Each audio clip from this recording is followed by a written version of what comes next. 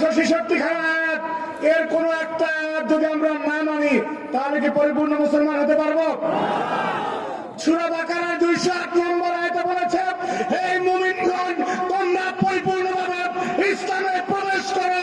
কিন্তু আমরা দেখেছি একটি ইসলামী দল যারা দাড়ি পাল্লা নিয়ে নেমেছে, তারা ক্ষমতায় যাওয়ার জন্য আগে বলেছিল শরিয়া আইন চায়, এখন বলে ওই আইন চায় না। কোরআনের সাথে সাংঘর্ষিক কথা বলে, পর্দা নিয়ে এক এক সময় এক এক কথা বলে।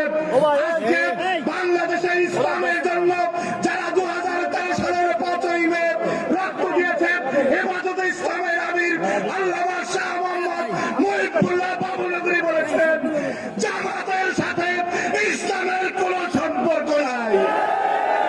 সুতরাং জামাতের ইসলাম মদিনার ইসলাম না, এই ইসলাম মওদুদি ইসলাম। এই ইসলামের সাথে মুসলমানের কোন সম্পর্ক নেই। এই হলো বক্তব্য। সুতরাং 12 তারিখের মার্কা তারের শেষ মার্কা। আর একটা কথা বলে বক্তব্য শেষ করছি। নুরুল ইসলাম মনি ভাই, নুরুল ইসলাম মনি ভাই এমপি হবে ইনশাআল্লাহ, কিন্তু একটা বক্তব্য আছে, মনি ভাইকে যদি বড় ব্যবধানে আমরা জিতিয়ে না দিতে পারি, বড় মন্ত্রী কিন্তু পাবো না। এই জন্য ইনশাআল্লাহ শতভাগ তারেক রহমান প্রধানমন্ত্রী হবে, নুরুল ইসলাম মনি মন্ত্রী হবে ইনশাআল্লাহ।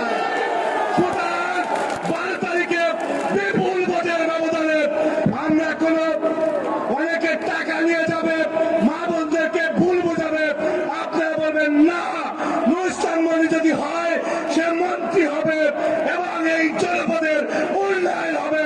সুতরাং বরগুনার স্বার্থে আমরা বিবেককে জাগ্রত করে আগামী 12ই ফেব্রুয়ারি আমাদের মার্কা তারেক শীষ মার্কা, নুরুল ইসলাম মনির মার্কা তারেক শীষ মার্কা, আগামী বাংলাদেশের প্রধানমন্ত্রী তারেক রহমানের মার্কা তারেক শীষ মার্কা। সবাই